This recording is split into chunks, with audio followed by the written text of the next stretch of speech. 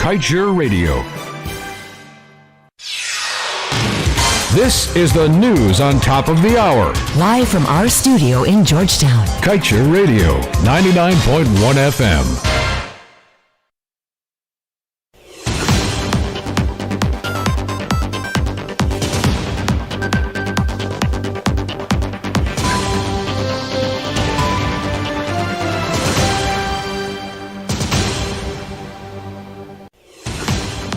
Hello, welcome to your news at noon on Kaieteur Radio. Kevin Smith here. These are the top stories we are tracking.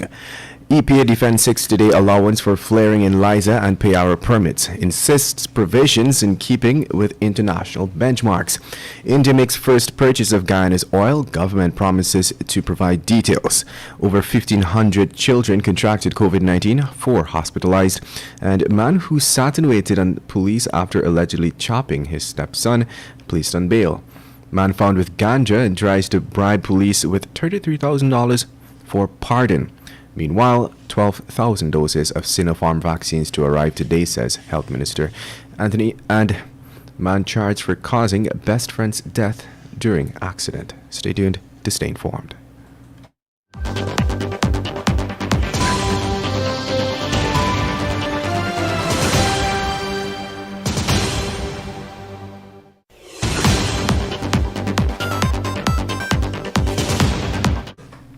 Welcome back. Let's continue with the news. The Environmental Protection Agency yesterday came out in defense of the modifications it made to the Liza Phase 1 and pay-hour environmental permits over the past few months, as it insisted that the amendments are in keeping with international best practices. The modifications were severely criticized this week by former EPA head Dr. Vincent Adams. He said the changes made to the permits have essentially weakened the standards ExxonMobil should be made to comply with. In fact, Dr. Adams had chided the EPA for inserting provisions into the Liza and pay-hour permits which allow ExxonMobil to flare gas for 60 days. Dr. Adams had pointed to the ridiculous nature of this allowance, as he said in the USA, ExxonMobil's home country, the standard allowance for flaring during startup of operations is 48 hours. But in its missive to the press, the EPA defended the 60-day provision, as it said international benchmarking shows that the typical acceptable startup period averages 60 days. That should be 90 days. The EPA therefore concluded that the 60-day requirement is much more stringent, as it is well below the average international benchmark. And now let's tell you, Indian Oil Corporation Limited, a state-owned refinery, has just purchased its first 1 million barrels of Guyana's light sweet crude oil from the Liza project. According to international news entity Reuters, the shipment will serve the purpose of a trial cargo as the governments of India and Guyana attempt to negotiate an oil supply contract. This marks the first time that an Indian state refinery has purchased Guyanese crude. An oil supply contract for state refineries has long-reaching implications, as India is the world's third biggest oil importer and consumer. It also imports over 80% of the oil it consumes. Oprice.com had previously reported that there are two main dimensions to India's interest in Guyanese oil. The first is economic in nature and stems from India's willingness to diversify its crude imports. The second relates to the fact that India and Guyana share cultural links and a history of trade relations, hence the birth of the deal. And now let's tell you, since Guyana recorded its first COVID-19 case back in March of 2020, some 1,567 children were victims of the disease. This is according to the Minister of Health, Dr. Frank Anthony. Dr. Anthony yesterday said this is a worrying trend in the hospitals, since 4 children are currently hospitalized with a more severe form of the virus. Even though he did not disclose the current number of positive cases among children, he lamented that those hospitalized are closely being monitored. Just recently, the minister stated that health authorities have seen a spike in COVID-19 hospitalization, with some 87 persons being hospitalized daily. It was revealed during an interview that children as young as 1 month are contracting the severe form of the disease. And now let's tell you the man who reportedly sat and waited on the police to arrest him after he allegedly chopped his stepson on Tuesday made his first court appearance and was placed on $400,000 bail. The defendant, Delwyn Lewis of Rides Lust East Coast Demerara, appeared before Magistrate Dylan Bess in the Georgetown Magistrates Courts. He was not required to plead to the indictable charge, which alleges that on June 25th he wounded Michael Fernandez with the intent to commit murder. Magistrate Bess granted bail to Lewis and the matter was adjourned to September 13, 2021. An argument had ensued between the two men, during which Fernandez picked up a piece of wood and attempted to hit Lewis. Lewis then picked up a cutlass and dealt his stepson several chops about his body. You're listening to Kaieteur Radio, 99.1 and 99.5 FM. This is your news at noon. We will return after the break. Time to get vaccinated. COVID-19 vaccination sites, Vredenhoek Stelling, Monday to Friday, 9 a.m. to 3 p.m. Eligibility, 18 years and older. Persons who wish to take the vaccine will be asked to present a valid form of ID. All COVID-19 protocols must be observed. A message from the Ministry of Health.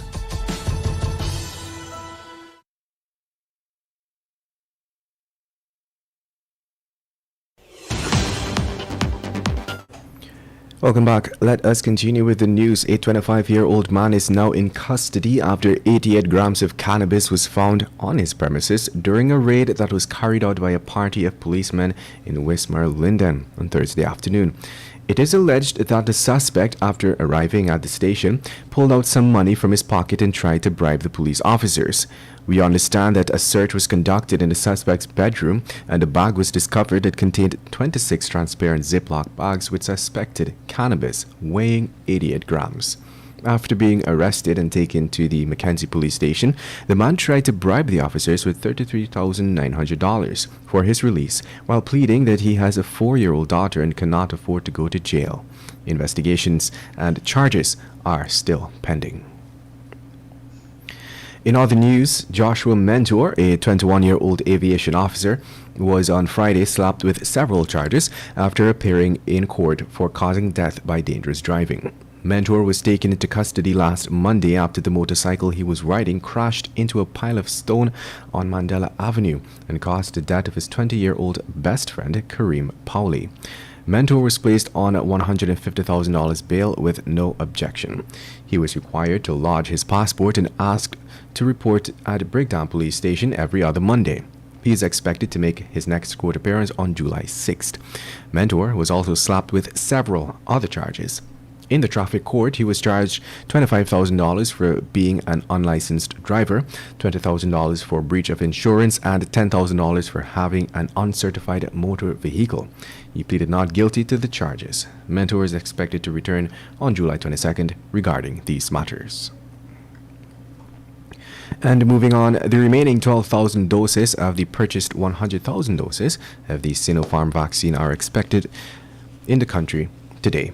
Minister of Health, Dr. Frank Anthony, during yesterday's COVID-19 update, confirmed the arrival of the vaccines. The 12,000 doses of the Sinopharm vaccines are the remainder from the 100,000 doses the government of Guyana brought from China to ensure every adult gets vaccinated. The entire batch will ensure 50,000 persons are fully vaccinated. As the government's COVID vaccination campaign continues, more than 48% of the adult population has taken the first dose of the vaccine.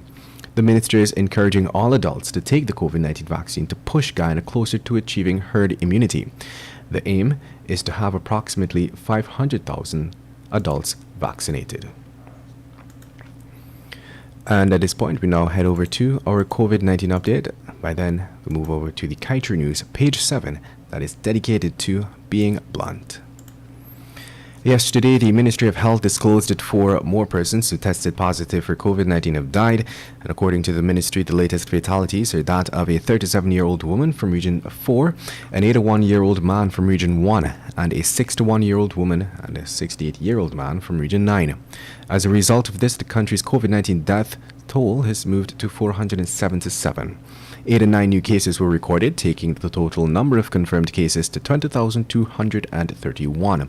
Out of the confirmed cases, 10,357 are women, while 9,874 are men. 15 patients are in the COVID-19 ICU, 97 persons are in institutional isolation, 1,448 in home isolation, and 8 are quarantined institutionally. To date, a total of 18,194 persons have recovered from the virus. Is Guyana's Environmental Protection Agency, or EPA, a junkie agency? The EPA should be looking out for Guyana's interests, but is dancing to Exxon's tune. Every step of the way, the EPA makes a fool of itself by doing cartwheels to please Exxon. The latest is this total foolishness of extending time to Exxon so that it can do excessive flaring while testing its defective compressor. Is this a joke? What kind of people do we have over there in the EPA? The actions of the EPA, as dictated by leading political operators, make the proud Vice President Dr. Bharat Jagdeo look like a man to be pitied. We cannot be silent when this EPA time extension embarrasses all Guyana and degrades us further before the international community. And with that, we've come to the end of today's News at Noon. Kevin Smith here. Thank you for listening.